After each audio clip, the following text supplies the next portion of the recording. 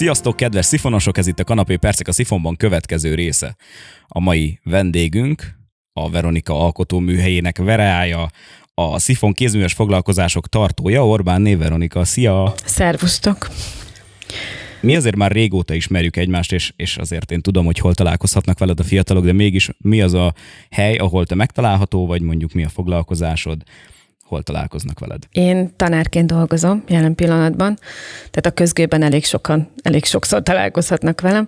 A hobbim a Veronika alkotóműhelye, az egyik hobbim, ahol hétvégén, illetve nyaranta azért hétköznaponként is tartok foglalkozásokat. Honnan indult ez a Veronika alkotóműhely? Ez egyszer úgy keltél fel, hogy most ezt meg kell valósítanod, vagy már gondolkoztál rajta, láttál máshol jó praktikákat, és gondoltad, hogy neked is megy, vagy mi volt az indítója? A műhelynek az volt az indítója, hogy én több barátnőmmel többször készítettem bizonyos dolgokat. Tehát mi nagyon sokszor összejöttünk, aztán egyszer csak kinőttük a nappalit. Tehát kellett egy hely, ahol nyugodtan, meg hát koszolható módon tudunk dolgozni, azért ez egy nappaliban nem megvalósítható, de maga az alkotás az gyerekkorom óta elkísér. Én gyermekkoromban restaurátor szerettem volna lenni, vagy festő, így van, de tehetségem a festészhez nem volt, lehetőségem nem volt, hogy ilyen iskolába járjak, úgyhogy nekem maradt a közgazdasági pálya. És elég közel áll. Igen, hát a kettő nagyon, nagyon távol áll egymástól, de a nagyon szabályszerű, nagyon törvényeknek megfelelő és nagyon pontos, precíz munka mellett kellett valami, ahol az ember kiélheti a fantáziáját, és nekem ez az alkotóműhely. Akkor mondhatni, ez inkább autodidakta mód jött az életedbe, mint sem, hogy tanultad. Igen, tehát iskola rendszerben én ezt soha nem tanultam, bár még van egy 50 évem szerintem ezeket megtanulgatni, még lehet iskolába járni bármeddig. Nagyon sokszor járok oktatásra, én is azért, de ők nem hivatalos oktatók, hanem ilyen workshopok más-más helyszíneken, ahol új technikákat, új anyagokat lehet kipróbálni, és én azokat hozom el. Tehát ott igazából én is tanulok, de maga a műhely azért csak a fantáziára épül, ami meg nem tanulható. És ezek a workshopokon kívül honnan tudsz inspirálódni? Nagyon sok minden van a közösségi hálón fent, nagyon sok minden van az interneten, ott azért kimeríthetetlen az ötlettár. És vannak olyan oldalak, vagy olyan helyek, amiket kimondottan követsz azért, mert jó technikákat alkalmaz? Nem, szóval abszolút véletlen, így van. De hát amikor elmegyek az utcán valamilyen épület előtt, akkor már jön egy ötlet, tehát ez bárhonnan jöhet, bárhonnan. És akkor sűrűn van olyan, hogy neked van egy saját ötlet, és azt valósítod meg? Így van. A műhelyben? Így van. Vannak mindig mintadarabok, tehát azért mindig megvan egy alapséma, de kettő soha nem készül ugyanúgy. Tehát ott mindig azért az alkotói szabadság megjelenik egy tárgyban, amit mi készítünk. Mennyi időt töltesz mondjuk a műhelyben? Most itt tényleg egy műhelyt kell elképzelni? Így van, ez konkrétan egy műhely, így van, ahol rengeteg alapanyag, rengeteg doboz, mindenféle dolog van, amit esetleg felhasználhatunk, de a kavistól kezdve a fadarabokig bármi megtalálható, mert ki tudja, hogy mit fogunk felhasználni. Aznap papírokkal vagyunk tele, festékekkel, lakokkal, pácokkal, tehát ez tényleg így működik, koszolható ruhában, összecoffozott hajjal, smink nélkül, így van, tehát ott csak és kizárólag az alkotói tevékenység jelenik meg. És mivel szeretsz kimondottan dolgozni? Most említettél fát, papírt, egyéb festékek, lakkok. Mi az a technika, vagy mi az az anyag, amivel szívesen dolgozol? Nincs kedvenc. Nincs kedvenc. Bármi, amiből elindítok. Egyet szeretek nagyon, régiből valami újat készíteni, meghagyni annak a régi dolognak a stílusát, nem kidobni, nem szemétre vele, hanem ha van valami régi dolog, amit én szeretnék megőrizni, az különös örömet okoz, hogy a végén akkor mégiscsak még egy 30 évet ő bírni fog velünk. Erre tudsz példát mondani? Hogyne, tele vagyunk olyan kis bútorokkal, kis szekrénykékkel, amelyeket idősebb korosztálytól kapok, vagy éppen hagyatékban benne vannak, és ki akarják dobni, és akkor én azokat meg szoktam menteni. Nem szabad hagyni, hogy 40 éves emlékek a kukába kerüljenek, akkor inkább újra lecsiszoljuk, újra pácoljuk, festjük és használjuk tovább. Akkor lényegében csak renoválsz. Hát valahol restaurálás, de ez nem az, igen. Szeretnék, de nem mondhatom azt, hogy ez restaurálás, de megőrizzük ezeket a tárgyakat, igen. És van olyan technika, amit még nem próbáltál ki, de tudod, hogy van, és nagyon fortíroz, hogy te azt szeretnéd? A szövést nagyon szeretném még kipróbálni. Tényleg? Így van. Még nem volt illetve így alkalmad, a szolnoki vagy? csipkehímzés még hátra van. Majd, ha lesz időm, akkor az biztos, hogy igen. Az még egy nagy kihívás lesz a szolnoki csipke. Honnan szerzel be alapanyagot? Van egy kimondott helyed? Hogyne. Nagy kerek azért erre alkalmasak, illetve hát a főváros tele van olyan helyekkel, ahol ez beszerezhető, meg hát azért az internet. De én szoktam sóderkupacokban is turkálni. Nagyon jó alapanyag lelőhely a Lomi, a lengyel piac. Ott azért nagyon sok minden beszerezhető. Nagyon sok minden. Ami másnak vacak, az nálunk azért egy dekorelem lesz. Hát ez a sóderkupacról eszembe jutott a múltkori foglalkozás, és mondtad, hogy könnyebb volt gyerekekkel még, mert a gyerekek simán turkálhattak a sóderbe, rád meg már furcsán néznek. Így van, tehát amikor kavicsot kell festeni bárhol, mondjuk, hogy járok iskolákba is, meg ugye táborokat is tartok, ott azért elég sűrűn festünk kavicsokat, és ezekhez a kavicsokat nem lehet megvenni a különböző áruházokban, mert különböző a méret, a felszín, a felület, tehát nekem azért speciális kavicsok kellenek, és bizony, amikor a 3 gyermekkel én sétáltam annak idején, akkor minden egyes sóderkupacból vittünk haza legalább egy 15-20 darab kavicsot, ami majd biztos, hogy jó lesz festésre. Olyankor nem szólnak az emberre, azért egymagamban sétálgatni vödörrel a kezemben a városban, és kavicsokat turkálni azért nem ugyanaz. Elhiszem. A 3 gyerek a munka mellett azért, sőt, még a műhely mellett is van még egy szívszeretett tevékenység az életedbe, ha jól tudom. Így van. És ez a kutyákhoz köthető. Én kutyázom, így van. Mondanál erről pár gondolatot? Hogy jött, miért? A kutya úgy érkezett az életünkbe, hogy nagyon szerettünk volna egy kutyát. Nyilván családi kutya, mi lesz a vége? Anyáé a kutya. De 1 hét után láttuk, hogy ez a nagyon pontos fajta választás, kenelválasztás, ez nem elég ahhoz, hogy nekünk jó kutyánk legyen, és ezért én elindultam keresni egy kutyaiskolát. És akkor rájöttünk, hogy ez jó. Ez jó a kutyának, ez jó nekem, és hogy teljesen jól működünk együtt, és a műhely mellett ez az, ami végképp kikapcsol, mert amikor a kutya van, meg én, akkor az csak a mi időnk, és akkor ott semmi más nincs, semmi más, csak az, hogy együtt valamit csináljunk. Ehhez én kutyaiskolába járok, tehát nyilván ezt nem magamtól, ezt nem lehet az embernek magától csinálni, ehhez rendszeresen kutyaiskolába kell járni, hogy egy élhető, a családba beállított jó tag legyen a kutyából, egy jó falkaként tudjunk működni. És itt egy kutyaiskolában mit tanul a kutya gazdája és a kutya?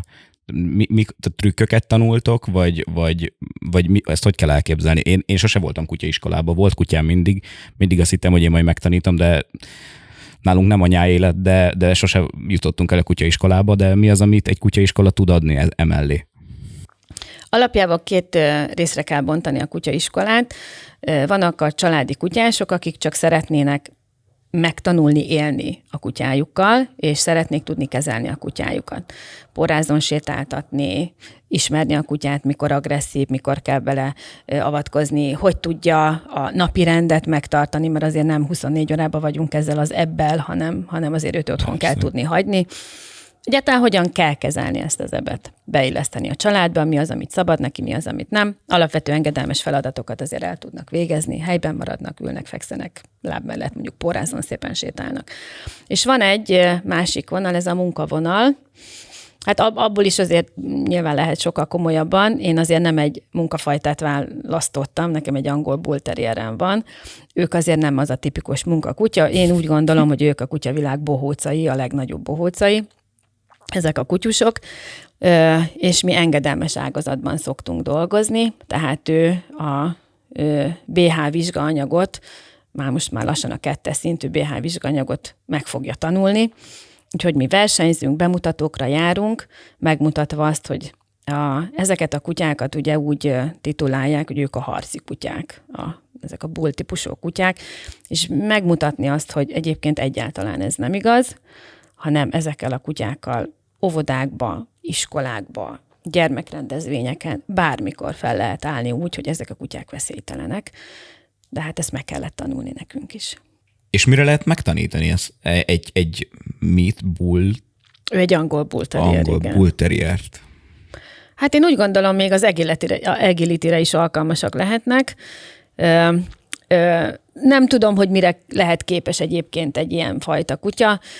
Az én kutyám egy közepes szinten engedelmes feladatokat tud elvégezni, lábmellettkövetés, menetelés, ütemváltásokkal, a fordulások, ő apportozik, ültetés, fektetés, tehát a pózos feladatok, illetve van egy nagyon nehéz feladat, egy előreküldés, amikor egy futókutyát kell arra kényszeríteni, hogy ő vezényszóra elsőre lefeküdjön, és megvárja, míg én oda megyek.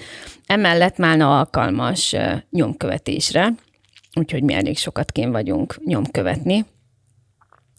Elég sok időt és energiát igényel, ugye ez azért minden nap foglalkozni kell az ebbel, mert enélkül nem fog menni. Honnan jött a név, hogy Málna? Gyerekek adták a nevet. Nagyon komoly. Próbálok elképzelni egy bull terriert.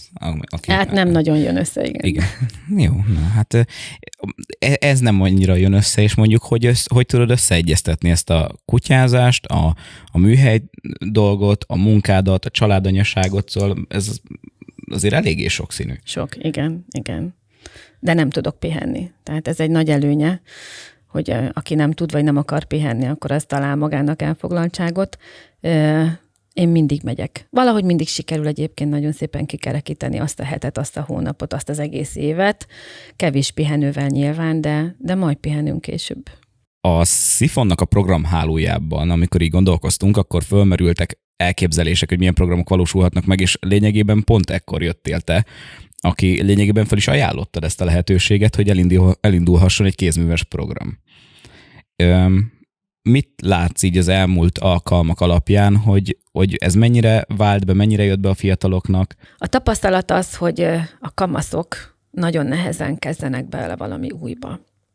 Egy fesztiválra, egy koncertre, egy megmozdulásra lehet könnyebben összehívhatók, de mondjuk egy ilyen kézműves foglalkozástól már kicsit óckodnak. Azért jó eljönni a Sifonba, mert fel lehet oldani ezt a távoltartást a kézműveskedéstől. Egyre többen, egyre hosszabb ideig maradnak, egyre több új arc jelenik meg egy ilyen foglalkozásokon, és jönnek rá a fiatalok, hogy igenis ez jó dolog. Mert alkotni egyébként mindig jó dolog, de valahogy az általános iskolával ez eltűnik a gyerekekben. Ott még kötelező a rajzóra, kötelező a technikaóra, aztán valahogy az elmarad. Én ahol tanítok, az osztályokban minden évben azért valami kis kézművest én belecsempészek.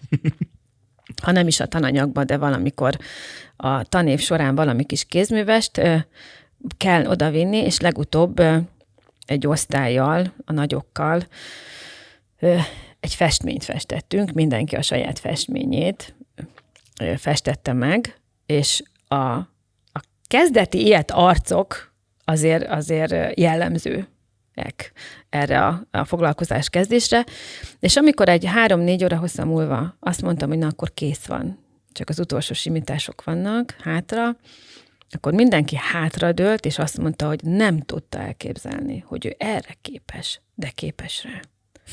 És azóta is kint van a szülőknél a festmény. Valaki anyák napjára adta például ezt a festményt, és mindenki nagyon-nagyon büszke volt arra, hogy ezt ő képes volt megcsinálni. És ez jó, mert ők ezt folytatni fogják. Ha nem is mindenki, de 1-2, ha megtalálja a kikapcsolódást, és megtalálja a megnyugvást, vagy éppen a problémafeldolgozást az alkotásban, akkor már egy jó dolgot adtunk a kezébe. Lényegében a programnál mi az a célközönség, akinek szól tehát mindkettőnk részéről. Tehát számunkról a fiataloknak szól, de mi az, amit te tehát szűkítenéd ezt az irányt, hogy fiatalok, vagy ifjúság, vagy beraknád, hogy csak középiskolásoknak? Mert szerintem ez technikával folyamatosan változunk, és megy. Nekem meglepő az, hogy a foglalkozásokon részt vesznek fiúk is. Ezt te hogy tapasztalod? Ritka. Tehát ez inkább egy női dolog, én úgy gondolom. A műhelybe is inkább csak hölgyek jönnek, ugye maga a műhely felnőtteknek szól, ritkán vannak gyerekek. Inkább a hölgyeké ez a terep, én úgy gondolom. De ha valaki szeretne ajándékot készíteni fiúként valakinek, akkor ez erre alkalmas. És ezekben a technikában pont az a jó, hogy ha egyszerűbben csináljuk, akkor óvodás és kisiskoláskor lesz megcélozva, viszont minden technikában lehet valami többet, valami bonyolultat belevinni, ami már akár a 16 év fölöttiek, vagy éppen már a felnőttek részére is kihívást jelenthet. Tehát itt nem arról van szó, hogy megragadunk egy-egy korcsoportnál, hanem ugyanazt a technikát picit más-más módon bármelyik korcsoportba be lehet vinni, bárhová. Miket készítettünk idáig? Tehát emlékszel azokra a technikákra, amiket alkalmaztunk? Hogyne. Ide azért olyan technikákat kell hozni, ami rövid idő alatt és gyorsan elkészíthető, látványos. Az egyik ilyen technika ez a zsugorfóliázás, ami egyébként nagyon sok mindenre használható. Zsugorfóliával készítettünk már kulcstartókat, karácsonyfadíszeket, készítettünk kisebb ékszereket karácsonyra, és ott tudom, volt egy fiatalember, aki a édesanyjának készített egy kis ékszert, ami nagyon-nagyon szépen sikerült, így van. De hungarocerrel próbáltuk már a dekupás technikát, a rátétes technikát és a 3D technikát alkalmaztuk a hűtőmágneseken, úgyhogy azért nagyon széles ezeknek a tárháza, de rövid idő van rá, úgyhogy olyan technikákat kell hozni, ami nem egy 5-8 óra hosszás technika. Tehát gondolom, hogy még vannak technikák, de vannak ötleteid, hogy erre, amit említettél is, erre a szűk időre milyen technikákat lehet még behozni? Kisebb képeket is lehetne festeni. Akár kavicsra, akár mondjuk egy tégladarabra, most nagy divat tégladarabra festeni, tehát amíg azt lehet, hogy kipróbáljuk, egy kicsi tégladarabot befestünk, ami utána bármilyen cél szolgálhat, maximum porfogó lesz otthon, de szép. Nyáron hol leszel megtalálható? Mert most ezek a kézművesek a nyár folyamán, ezek most, ha jól tudom, megállnak, és hát remélhetőleg a következő tanévvel újra indul a lendület. Ezen kívül hol vagy megtalálható? Ugye a Szifonba tanévben vagyok megtalálható, annak most már lassan vége. Most a legközelebbi alkalom a Tiszavirág Fesztivál lesz, ahol én egy délutánt kaptam, egy lehetőséget kaptam egy délutáni kézműveskedésre, de a nyár nekem a műhelyben telik tulajdonképpen, mert nyári táboroztatok, és a felnőtt képzések is ilyenkor vannak, tehát a felnőtt workshopok, amikor tulajdonképpen majdnem minden hétvége arról szól, hogy szabadságon vagyunk, és akkor valamit nekünk készíteni kell. Ez azért iskolaidőben, vagy munkaidőben jóval nehezebb. Ott havonta 1, maximum 2 alkalommal tudunk összegyűlni. Azért a háziasszonyoknak, az édesanyáknak többre nincs nagyon ideje, ugye a gyerekek és a munkavállalás mellett. Így nyáron azért mégiscsak szabadabb. De tervezünk elmenni Esztergomban egy levendulás napra, ahonnan hozunk levendulát, és a következő hétvégén majd valamilyen levendula tárolót fogunk készíteni üvegből és kartonásból. Akkor, ha jól értem, akkor tehát vannak táboraitok is, gondolom napközis jelleggel? Így van, reggel 8-tól. És itt akkor nagyobb technikákat is végig tudtok vinni a több nap alatt. Igen, ott a kisebbek is kipróbálhatják, 10 év fölötti gyermekek szoktak érkezni, 10 és 15 év között, tehát azért van, aki már sokadjára is jön, és minden nyáron jön, mert nagyon szeretik. Kis létszámú ez a táboroztatás, mert minden gyermeknek kell segítség, és tényleg személyes jelenlét kell ahhoz, hogy ők ezt meg tudják, az egész napos tematikát végig tudják csinálni, de miután a felnőtt tematika mellett mennek végig, tehát ugyanazt a tárgyat fogja egész nap ő is készíteni, mint mondjuk a felnőttek, így ez egy 8-9 órás foglalkozásnak azért bemegy, igen. 100%-os jelenlétben vagytok itt a Szifonban, ez mondhatni a te családodról. Így van. Szóval te vagy az első vendégünk, akitől amúgy meg tudjuk kérdezni, hogy szülőként mi a rálátásod, meglátásod a Szifonról. Én úgy gondolom, hogy ez egy hiánypótló hely. Kell egy olyan közösségi tér, ami nem kocsma, ami nem az iskola, ami nem egy koncert, hanem nyugodt körülményeket biztosít ahhoz a diákoknak, hogy ők találkozzanak. És az, hogy itt előadásokat szerveztek, hogy különböző programok a korosztályt megcélozva, akár a kézműves, akár egy bagolylás, hát szenzációs volt például az a bagolylás legutóbb. Ez arra jó, hogy valahogy ne a közösségi médiában, ne az interneten lógjanak, ne a telefonokat nyomkodják, ne a plázában üljenek abszolút céltalanul, hanem van egy hely, ahol ő bejöhet, talál egy közösségi teret, ahol a korosztályával találkozik iskolarendszeren kívül. Ez egy nagyon jó kezdeményezés. És azért látjuk, hogy vannak már önszerveződő csoportok itt a Szifonban, mert a társas klub is így indult, hogy pár fiatal összejött, akik utána ezt a pár alkalmat rendszeressé tették, amellett, hogy itt ismerkedtek meg, és ez a kapcsolat, ez most úgy néz ki, hogy egy hosszú távú kapcsolat lesz közöttük, azért ők kapcsolati tőkét is építenek itt. Kiderült, hogy ugyanarra az egyetemre készülnek, ugyanakkor érettségiznek, és már segítik egymást nem csak a Szifonon keresztül, hanem a magánéletben is. Együtt vannak, találkoznak, ami szerintem hiányzik most a fiataloknak. Nincsenek már ezek az ifjúsági szervezetek, ugye a cserkészeten kívül, tehát pont jó ez a hely ahhoz, hogy ne témferegjenek céltalanul, hanem bejöjjenek, és itt egy nagyon hasznos időtöltésben lehet részük. Hát köszönjük, és örülünk, hogyha ez kívülről is így látszik. Mennyiben más ez kamaszokkal foglalkozó tanárként? Ez a meglátás, mint Szifon irányában. Pontosan azért látom, hogy ez egy hiánypótlás, mert én egész napomat ugye kamaszokkal töltöm, és aki nem sportol, vagy nem zenél, vagy nem tanul otthon, annak mi más lehetősége van, mint céltalanul flangálni. Itt bejöhetnek egy jó baráti beszélgetésre, itt bejöhetnek akár csocsozni, akár társasjátékozni, de bármilyen céllal ide, akár csak mondjuk egy picit megpihenni, hazafelé menet, és ez kell. Ez remélem, hogy nagyon sokáig így is megmarad ez a Szifon. Mi is reméljük. Reméljük, hogy sokáig fogjuk ezt a feladatot ellátni. Mindenkinek felszoktuk azt a kérdést tenni, hogy mit üzenne a fiataloknak. Mit üzennél te az ifjúságnak? Övéké a jövő. Ez a legfontosabb, hogy övéké a jövő. Mi már kifelé megyünk ebből. Övéké a jövő, és nagyon szeretném, ha tudnám mindenki, hogy mindenre képesek, csak nagyon akarni kell. Bármit elérhetnek, bármit. Csak akarniuk kell, és csinálniuk kell. A lehetőségek korlátlanok ebben az időben. Bármikor válthatnak. Az, hogy most leérettségizett valahol, választott egy szakmát, ez nem azt jelenti, hogy neki 40 évig abban kell dolgoznia. Bármikor válthat, mert fiatal. Úgyhogy hajrá! Fiatalok! Köszönjük szépen, hogy itt voltál, és megtiszteltél jelenléteddel, és hát, hogyha máskor nem, akkor a következő tanévben találkozunk veled itt a Szifon falain belül. Köszönöm szépen, hogy meghívtatok. Ez volt a Kanapé Percek a Szifonban következő része. Sziasztok!